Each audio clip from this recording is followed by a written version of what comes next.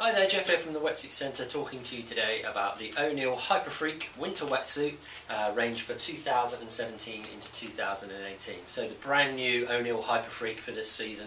The Hyperfreak has been going for quite a few years now, and it's always been sort of the lowest entry-level wetsuit, which incorporates the Techno Butter neoprene. So basically it's all about performance, so it's really just about the neoprene. There's no other fancy bits like liquid taping, air insulation, thermal lining, anything like that. It's just about good quality neoprene, loads of flexibility, and that neoprene being the Techno Butter. So for fall 2017 into winter 2018, this wetsuit is the cheapest wetsuit that you can get, and the most flexible wetsuit that you can get, which incorporates Techno Butter 3, which I'll talk to you about in a second, and the new sort of features of that. But when I do say flexible and performance, I do mean it. This suit is by far and away the most flexible wetsuit I've ever felt, and that is hands down. Any wetsuit I've ever sort of picked up or tried and had to play about with. That's a 5.4 as well, by the way, so you can see the amount of stretch in that is insane. We do it in the 4.3 as well for winter, and we do have some 3.2s as well. This is the zipless version, and it is literally just mentally stretchy, and it's really lightweight, and I'll tell you how they do that in a second. But essentially it's all down to the new Techno Butter 3 neoprene. So yeah, the Hyperfreak range, 4.3, so that's ideal in the winter, in the autumn really, or in the winter in continental Europe, where the water's slightly warmer. But basically a 4.3 is ideal at the moment for, which is September, October, November sort of times, and then in the spring as well. And then you might want to step in something like a 5.4, which should be perfect for the winter, so January, February, March, April, that sort of time, when the water's at its coldest. And the 5.4 just indicates the thickness of the neoprene, so 5mm on the lower body, 4mm on the upper body where you need more flexibility, and the same with the 4.3. The suit comes in two different sort of styles in terms of the entry system. You've got the fuse entry, which has got the zip across the chest, and then you've got the zip-free technology, which basically has no zip. It's obviously harder to get in and out of, but will feel more flexible because it doesn't have that restriction of a zip on the chest. So it's really down to what you prefer, but the options are there, both in winter and in the 4.3 as well. So, the Hyperfreak previously was to normal Techno Butter neoprene. The actual shape of the suit hasn't really changed, which is fundamentally big panels of neoprene. So, uninterrupted panels of neoprene to give maximum amount of flexibility through the suit. The less stitching, the more flexibility is the theory, basically. That runs from top to bottom, around the back as well. You've got a lumbar seam, but every seam that is on the wetsuit is strategically shaped to make sure that it doesn't inhibit any sort of kind of flex or movement.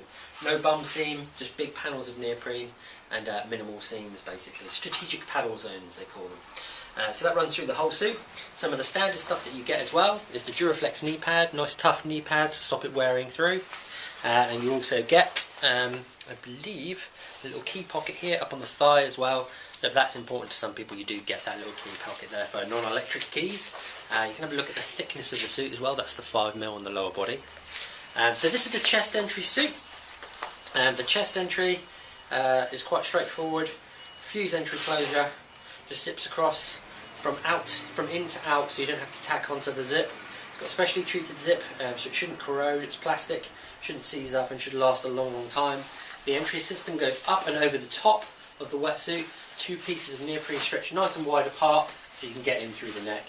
And then you've got the toggle, you can fasten it down, and a double lined collar around the neck to stop any sort of rash or rub, and to create a really good seal. The outside piece of neoprene moves independently from the inside, which stops it moving up and down your neck and creating a rash, but also creates a better seal around your neck, so minimal flush throughs. And with the zip-free entry, these are the colourways, by the way. You get this nice olive green, and you get that black as well.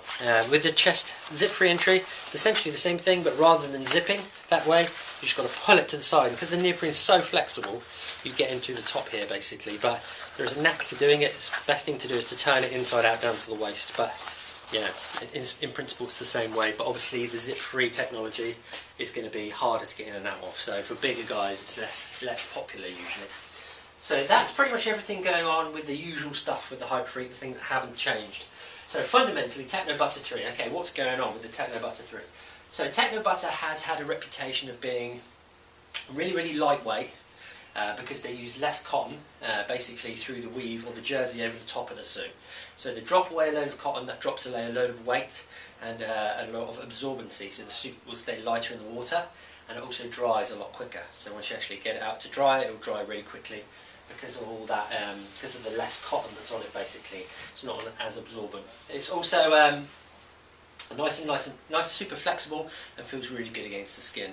So all of the sort of Psycho range, or the more expensive range, has been the thing that incorporates the Techno Butter neoprene. So the Techno Butter 3, there's basically 3 elements to it. The yarn they use, or the sort of weave they use over the top of the wetsuit, or getting it nice and close, is very non-absorbent material. Okay, and they use the minimal of it as they can, which means that it dries super quick. Stays really light in the water, stretches absolutely loads, and also feels great against the skin. Okay, now the foam inside, or the actual rubber itself, or neoprene itself, they use what they call an envy foam, and basically it just has more air bubbles within the rubber, and that really is fundamentally what creates this incredible stretch. So even more this year, those little bubbles inside the neoprene itself, which do 2 things. Obviously give it more flexibility, but they also give it more warmth as well, because the more little bubbles there are, the more warm air gets trapped inside the neoprene, which then in turn insulates you.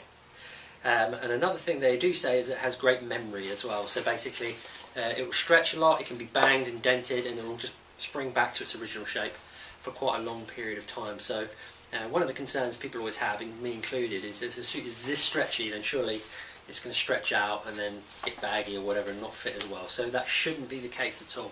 But time will tell, obviously, as the season goes on. But I have one of these bad boys for winter, so should see how it goes. So that's the Envy foam, which lies inside. And they've also, on the outside of the suit this year, used what they used to use on the inside, which is this basically sort of pre-stretched yarn. So they stretch the yarn basically to give it a maximum amount of flexibility and softness. It dries really quick, and they use that on the outside and on the inside. And it's kind of fluffy to the touch, so aesthetically it feels great against the skin. Looks kind of cool as well, like a pinstripe sort of vibe going on, but will also dry super quick as well. So that is essentially the Techno Butter 3. Lighter, more flexible and quicker to dry, even than the Techno Butter 2, so really awesome. 100% made of Techno Butter 3. I'll turn the suit inside out so you get a look inside, but this is the stuff you really need to know. But really, the Hyperfreak wetsuit. Now you do get the Techno Butter 3 throughout the range, and I'll explain it on every suit, but the Hyperfreak is all about flexibility, really. Yeah. So if you're looking for a suit that doesn't feel like you're wearing a suit effect, I urge you to try on one of these, like in a 3-2, a 4-3 or a 5-4. It's mental. They're absolutely insanely comfortable and flexible. It literally doesn't feel like you're wearing a wetsuit, which is a little bit worrying going into winter, but it's still 5mm, it's still got all the rubber on it, so it should be super warm. But it'll be interesting to get your feedback on the comments below, just to sort of let us know what you think. But that's the suit inside out, so you've got the whole of that sort of fluffy stuff running the entire way through the suit. Techno Butter 3, minimal seam design. You get taping on the critical areas, like around the lumbar, down the arm, and then sort of some areas are just GBS, glued and bind stitch, so obviously the entire suit is sealed. But the Oneill Hyperfreak, I'm very impressed with the suit, really excited to try it out when the water gets a bit colder. Be interested to hear all your guys' feedback, but quite an exciting suit, and it feels like probably the most stretchy wetsuit that I've ever basically reviewed, which is saying something, so it's quite exciting, and definitely a recommendation from the Wetsuit Centre.